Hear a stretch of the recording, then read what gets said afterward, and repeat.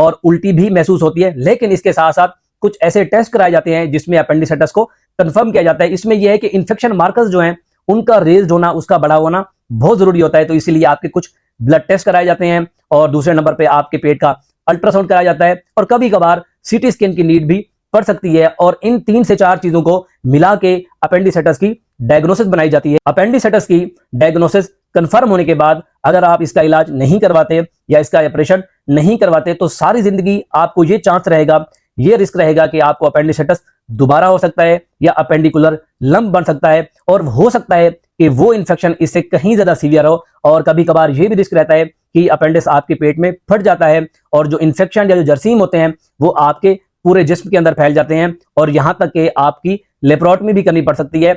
लेकिन अगर आप इसका इलाज करवाते हैं तो इसका इलाज सर्जिकल है। उसमें यह है कि पहले नंबर के ऊपर लेजर सर्जरी या लेप्रोस्कोपिक सर्जरी कराई जाती है जिसको की होल सर्जरी भी कहा जाता है और ये आजकल डे केयर के तौर पे हो रही है। मकसद ये कि आप एक ही दिन में एडमिट होंगे, आपका ऑपरेशन होगा और 24 घंटे में आप डिस्चार्ज होके अपने घर जा सकते हैं। और दूसरी जो होती है वो ओपन सर्जरी होती है जो कि 5 सेंटीमीटर या 2 इंच के इंसिजन से आपके अपेंडिक्स निकाले